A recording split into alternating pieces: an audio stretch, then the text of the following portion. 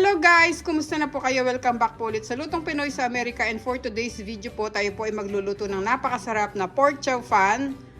So ito po yung mga kakailanganin nating sangka para po sa ating recipe for today.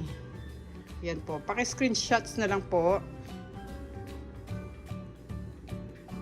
Okay guys, magsimula na po tayo. Lutuin na po natin ang ating recipe na pork chow fan.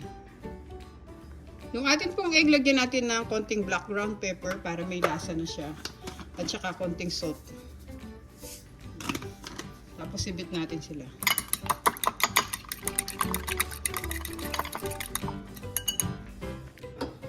Buksan po natin ang stove. Painitin po natin itong ating wok.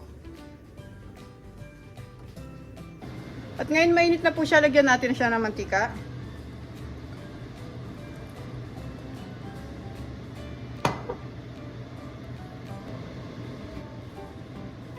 Mainit na rin yung mantika natin. Lagay po natin yung itlog.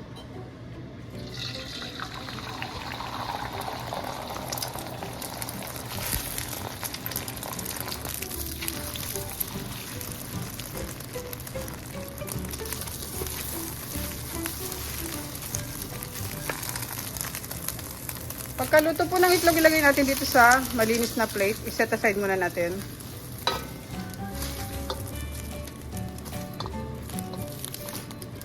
Dagdagan pa po natin ng konting mantika. Tapos lagay natin yung ating bawang.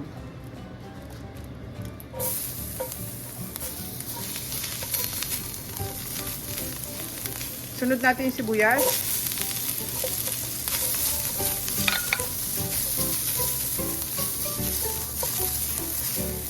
Ngayon lagay po natin yung ground pork. Lutuin natin na maigi yung ground pork, guys, hanggang sa mag-brown siya.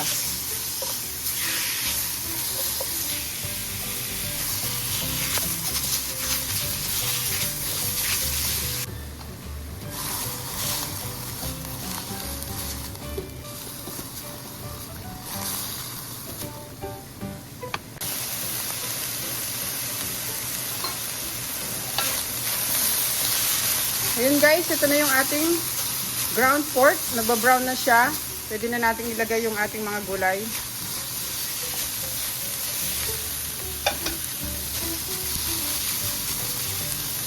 Lagyan natin siya ng black ground pepper.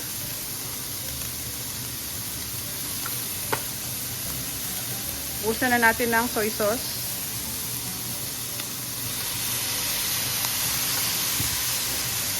At saka ng oyster sauce.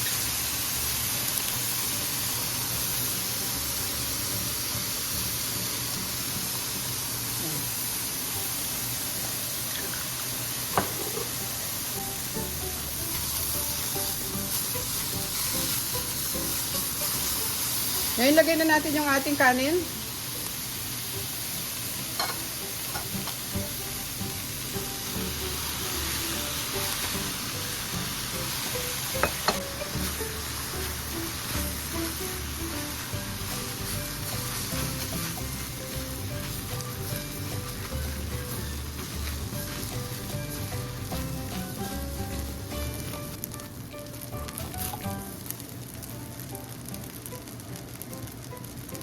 Ngayon, nahalo natin na mabuti. Lagyan natin yung itlog.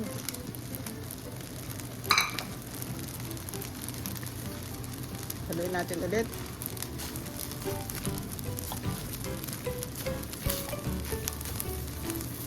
Sama na natin itong green onions.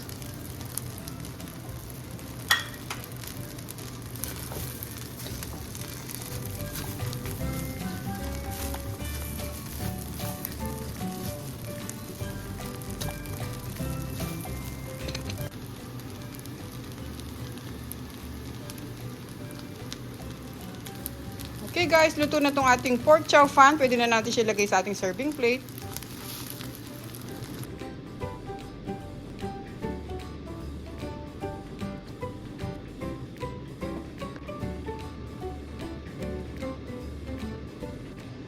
Okay guys, thank you so much po for watching. Ito na po ang ating recipe for today. Ang ating pong napakasarap na pork chow fan. Sana po, huwag niyo kalimutan mag-subscribe sa aming channel, Lutong Pinoy sa Amerika, at pakicheck niyo po yung other videos namin. Marami po kami masasarap na recipe doon na pwede niyo pong ihain para sa pamilya niyo. Ingat po tayong lahat guys, lalo na po umuulan po sa Pilipinas ngayon. At dobleng ingat lang po. Salamat po guys, ingat po tayong lahat. God bless po. Ito na po ang ating recipe for today.